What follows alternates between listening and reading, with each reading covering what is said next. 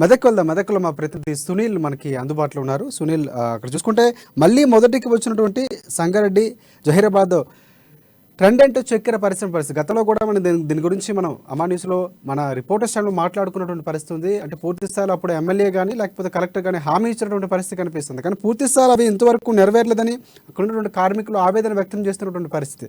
మొత్తానికి దాదాపుగా 12 కోట్ల రూపాయలు బకాయి ఉన్నటువంటి పరిస్థితి కనిపిస్తుంది. కార్మికులకు 6 నెలలుగా జీతాలు ఇవ్వనటువంటి ట్రెండెంట్ చక్కెర పరిశ్రమకు సంబంధించినటువంటి ఇంకా మళ్ళీ పునఃప్రారంభిస్తారు. ఇవన్నీ కూడా అంశాలు కూడా వస్తున్నటువంటి పరిస్థితి కనిపిస్తుంది. దీనిపై అప్డేట్స్ ఏంటి చెప్పండి సునీల్.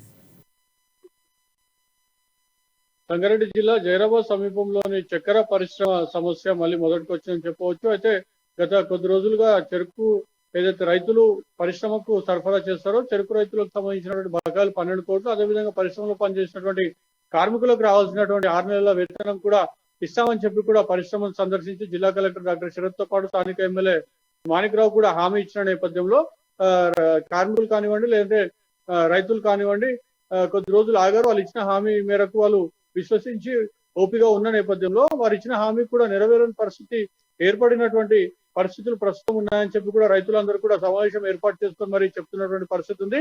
పాలకులను అధికారులను నమ్మే పరిస్థితి లేదని చెప్తా ఉన్నారు. మరోవైపు కార్మికులు కూడా ఆందోళన బాట పట్టే అవకాశం ఉంది. అయితే కేవలం అధికారులతో ప్రెస్ మీట్లు పెట్టిస్తూ లేదా అధికార పార్టీ నేతలతో ప్రెస్ మీట్లు పెట్టిస్తూ పరిశ్రమ మళ్ళీ పునఃప్రారంభిస్తారు. అదేవిధంగా చక్కెర రైతులు రావాల్సినటువంటి బిల్లులు, కార్మికులకు రావాల్సినటువంటి వేతనాలు చెల్లిస్తామని చెప్పి చెప్తా కార్యరూపం దాల్చడం లేదని చెప్పి కూడా రైతులు కానివ్వండి కార్మికులు ఆవేదన వ్యక్తం. మరోవైపు పరిశ్రమ మళ్ళీ గానుగు చేస్తుందా అంటే 2023-24 సంవత్సరానికి సంబంధించి పరిశ్రమ మళ్ళీ పునఃప్రారంభం అవుతుందా లేదా పూర్తిగానే మూతపడుతుందా అనే అంశం కూడా రైతులను తీవ్ర ఇబ్బందులకు గురి చేస్తుందని చెప్పవచ్చు. ఎందుకంటే ఈ పరిశ్రమను చూసే రైతులు పెద్ద ఎత్తునటువంటి జైరాబాద్ ప్రాంతంలో చెరుకు సాగు చేస్తూ ఉన్నటువంటి పరిస్థితి ఉంది. మళ్ళీ చెరుకు సాగును ప్రారంభించినటువంటి పరిస్థితి ఉంది. కానీ మళ్ళీ పరిశ్రమ పునః ప్రారంభం అవుతుందా లేదా అనే అంశానికి కూడా ప్రభుత్వం కానివ్వండి అధికారులు కానివ్వండి లేదంటే ఉద్యోగ సంఘాల నేతలు కానీ ఎవరు కూడా స్పష్టత ఇచ్చే పరిస్థితి లేదు. ఈ నేపథ్యంలో అటు రైతులు కానివ్వండి పరిశ్రమ కార్మికులు కానివ్వండి పెద్ద ఎత్తున ప్రభుత్వంపై కానివ్వండి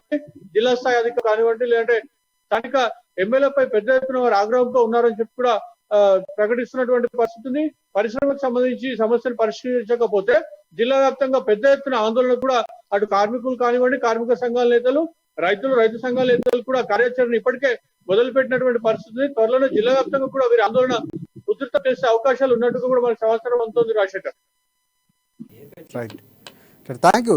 నెక్స్ట్ సునీల్, ఇంకోటి అంటే ప్రధానంగా చూసుకుంటే అక్కడ ఉన్నటువంటి పరిస్థితి 6 నెలలుగా 12 కోట్ల రూపాయల బకాయిలు ఉన్నటువంటి పరిస్థితి కనిపిస్తుంది. కలెక్టర్ కానీ ఎమ్మెల్యే హామీపై ఇంతవరకు కార్మికులు ఏమంటున్నారు అంటే హామీని మరొకసారి వారి ముందుకు తీసుకెళ్లి అంటే గతంలో ఇచ్చిన హామీకి సంబంధించినటువంటి ఏమైనా అడిగే ప్రయత్నం చేస్తారు కార్మికులు కానీ రైతులు కానీ. ఎందుకంటే పూర్తి స్థాయిలో హామీ అంటే కలెక్టర్ దాదాపుగా ఎమ్మెల్యే హామీ ఇవ్వడంతో వాళ్ళు శాంతించినటువంటి పరిస్థితి గతంలో ఉంది.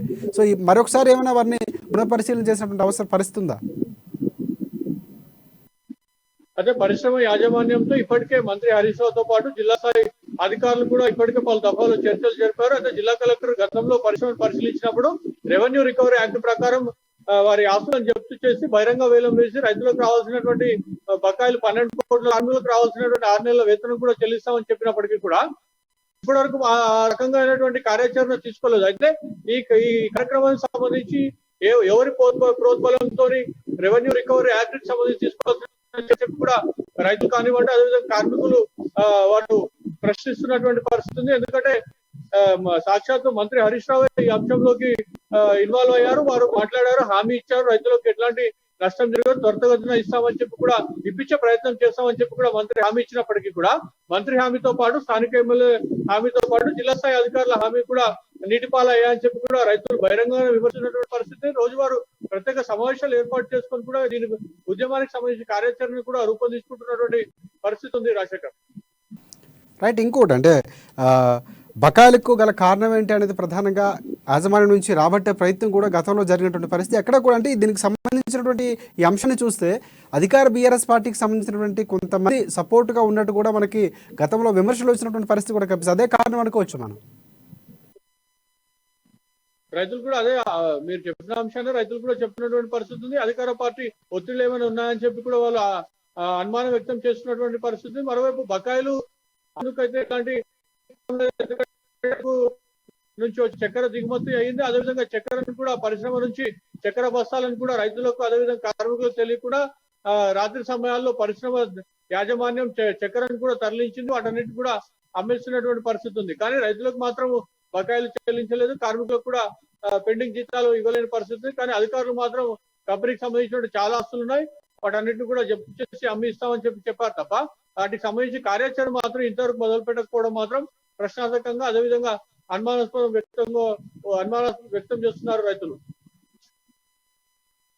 పరిశ్రమ పునఃప్రారంభంపై అనుమానాలు వ్యక్తం చేస్తున్నటువంటి పరిస్థితి ఉంది రైతులు కానీ కార్మికులు కానీ. అంటే దీనికి ఒక స్పష్టత వచ్చే అవకాశం అంటే ఇటువైపు ప్రభుత్వానికి సంబంధించిన కలెక్టర్ లేకపోతే అధికార యంత్రాంగం కానీ లేకపోతే అధికారికి సంబంధించినటువంటి నేతలు కానీ ఎవరు కూడా వారి పూర్తి స్థాయి యాజమాన్యంతో చర్చలు జరిపే పరిస్థితి లేదు. అందుకే ప్రధానంగా అసలు ఇంత నష్టంగా గల కారణాలు ఏంటి అనేది మాత్రం ఏమైనా తెలిసినటువంటి పరిస్థితి ఉందా? పరిశ్రమ మాత్రం ఉద్దేశపూర్వకంగా రైతులను ఇబ్బంది పెడుతుందని చెప్పి కూడా రైతులు ఆరోపిస్తున్నటువంటి పరిస్థితి ఉంది. కార్మికులు కూడా అదే ఆవేదన వ్యక్తం చేస్తున్నటువంటి పరిస్థితి. అయితే షుగర్ కేన్ కి సంబంధించినటువంటి అధికారులు మాత్రం కేవలం ప్రెస్ నోట్లు ఇస్తున్నారు. త్వరలోనే పరిశ్రమ పునఃప్రారంభం అవుతుంది, రైతుల బకాయిలు చెల్లిస్తామని చెప్పి కూడా పరిశ్రమ యాజమాన్యం హామీ ఇచ్చిందని చెప్పి కూడా కేవలం ప్రకటనలకు మాత్రమే షుగర్ కేన్ శాఖ పరిమితం అయిందని చెప్పి కూడా రైతులు ఆవేదన వ్యక్తం చేస్తూ ఉన్నారు. మరోవైపు రైతుల పట్ల చిత్తశుద్ధి ప్రభుత్వానికి కానివ్వండి, అధికార పార్టీకి కానివ్వండి, పరిశ్రమ యాజమాన్యానికి కానీ లేదని చెప్పి కూడా రైతులు ఆవేదన వ్యక్తం చేస్తున్నారు. రాజశేఖర్, నష్టం కలిగిందనేది యాజమాన్యం చెప్పినటువంటి పరిస్థితి ఉందా?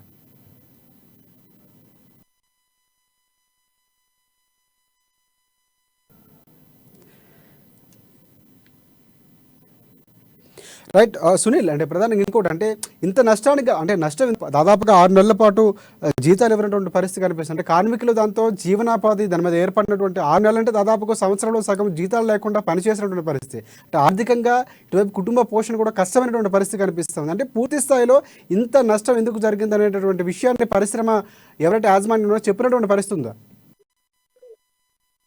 పరిశ్రమ యాజమాన్యం మాత్రం అందుబాటులోకి రాని పరిస్థితి ఉంది. కేవలం వారు కానివ్వండి లేదా అధికార పార్టీ నేతలతో మాత్రం ఏమైనా వారు మాట్లాడుతున్నారనే అంశం మాత్రం మనకు తెలియని పరిస్థితి ఉంది. మరోవైపు రైతులతో కూడా వారు మాట్లాడలేరు. అదేవిధంగా పరిశ్రమలో పనిచేస్తున్నటువంటి రైతులకు కూడా ఎలాంటి సమాధానం రావడం లేదు పరిశ్రమ యాజమాన్యం నుంచి. అయితే పరిశ్రమలో ఎట్లాంటి నష్టాలు జరగలేదు. పరిశ్రమకు సంబంధించినటువంటి చక్కెర దిగుమతి ఏ మేరకు కావాలో ఆ మేరకు అయింది. అదేవిధంగా రైతుల నుంచి వాళ్ళు సకాలంలోనే చెరుకు తీసుకున్నటువంటి పరిస్థితి ఉంది. కానీ రైతులకు ఇవ్వాల్సినటువంటి బకాయిలు ఇవ్వకుండా, పరిశ్రమలో పనిచేసిన కార్మికులకు జీతాలు చెల్లించకుండా, అదేవిధంగా వారు కాలయాపన చేస్తున్నటువంటి పరిస్థితి. సుమారు 12 కోట్ల రూపాయలు రైతులకు బకాయిలు పడ్డారంటే రైతులు ఎంత ఆవేదనలో ఉన్నారో ఆర్థిక పరిస్థితి రైతులు తెలిసినటువంటి అంశమే. కానీ 12 కోట్ల రూపాయలు రాకపోవడం వల్ల రైతులు ఎంత ఆర్థికంగా ఇబ్బందులకు గురవుతారనే అంశాన్ని కూడా ఒకసారి పరిశీలించాల్సిన అవసరం అని చెప్పి కూడా రైతు సంఘాల నేతలు చెప్తా ఉన్నారు. మరోవైపు ఇంత పెద్ద ఎత్తునటువంటి పరిశ్రమ సంబంధించినటువంటి ఇంత డబ్బులు ఇవ్వాల్సినప్పటికీ కూడా అధికారులు కానివ్వండి, అధికార పార్టీ నేతలు కానివ్వండి పెద్దగా చలనం లేదు. కేవలం వారు ఒక దశలో అయితే అధికార పార్టీ నేతలు